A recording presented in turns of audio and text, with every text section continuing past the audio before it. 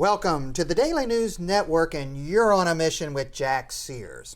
And today, we're visiting with Sarah Schaefer to talk to her about education, leadership, and as founder and CEO of Mathodology. Welcome to the show. Thanks for having me. Great. Excited to be here. Sarah, tell us about Mathodology. What is it and what is your mission? Yeah, so my mission, Mathodology is a professional learning company, obviously focused on math. Right. And we build everything we do in partnership with schools, teachers, publishers. Okay. And the main mission is to make all people know that they are math people. There is no such thing as I'm not a math person. There's no math gene.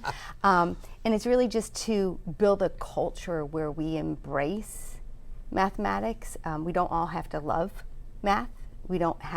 Not all of us love everything. I don't love professional wrestling, right? But where we could instill a joy for learning. Right. And how do we use mathematics as that platform to empower and build that joy? Wow. And you've been doing this work for how long now?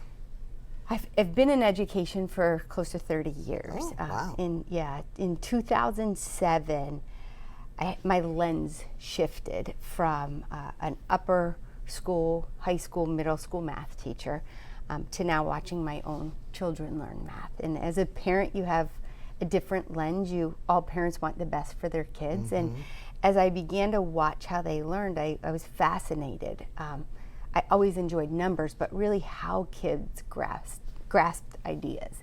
And that led me in 2007, actually 2004, and in 2007 I really began working with teachers at the elementary grades. So it was through the lens of my mommy hat. So working with elementary school teachers, right, through public, private schools, all of the above. So how do you measure success when you work with someone? Yeah, great question. So a few things. From comments I hear, it's not a popular thing to take up teachers' time. And so when I go into a training and they say, when is she coming back? It's over already. We want more. Those are things that drive me. When you hear comments like, I wish I learned math this way, I would have really enjoyed it. Those are things. But I think the biggest thing for me is when I work with teachers, and again, we're about partnerships and relationships. So as we work right beside them. I'm in the classrooms. They're watching me work with their kids. I'm watching them. But when I can observe a classroom and I see the excitement with the teacher, the kids, that's what makes it all worth it, you know. That gives you that drive to continue your mission. Yeah. Absolutely. So I have to go down a path here on technology, right? Because I'm going to date myself a little bit. So when I was in elementary school, calculators, the internet didn't exist. I can remember once a week we were given 100 multiplication things, and if we could answer them in 60 seconds or less, we got an ice cream. Right? Absolutely, yeah. So how has technology changed in teaching subjects like math? Yeah, so we need to understand the role of technology, right? So when we look at types of problems, yes, we have to know how to compute problems, but there's no job market if you can just compute. And technology and AI is taking over that. So we need to use math as a vehicle to build these other, what we call core competencies. So as a school, as an admin, you look at, what do I want this kid or this student to be when they leave this classroom, this school? And what does the job market need from our kids? We're training kids for jobs that don't exist.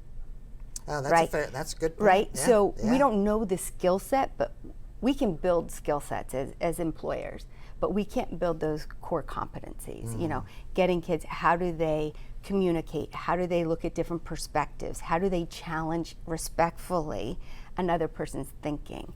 So it's about the use of technology, yes, to do some of the computations, but it's more about understanding the whys and the hows, not just the do. One of the programs that I support is called Think Mathematics, not Do Mathematics, and there's a difference.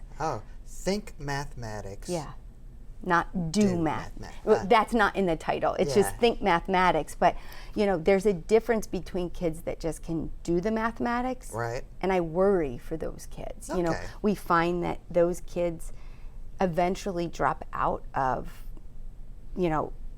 professions that are where math is involved. Well, you have an excellent business model. I can tell by your passion and your smile and your energy that you are focused on this mission. And in the classroom with children and our school system, it's outstanding. Thank you so much. You've been a marvelous guest today. So how would our audience connect with you more? If they wanted to learn more, maybe engage, talk about your services? Yeah, great question. Our website, mathodology.com, and on there's a spot that you can click to get a newsletter.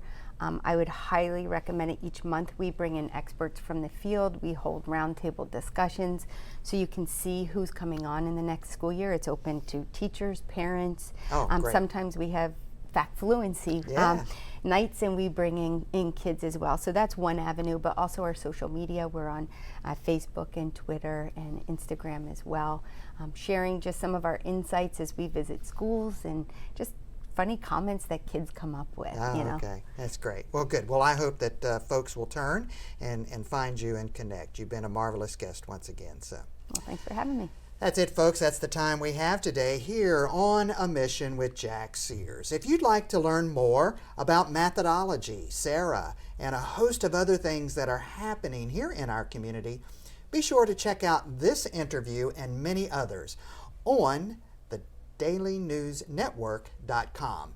Until we get together next time, here's wishing you good health, much happiness, and remember, treat each other the way you'd like to be treated.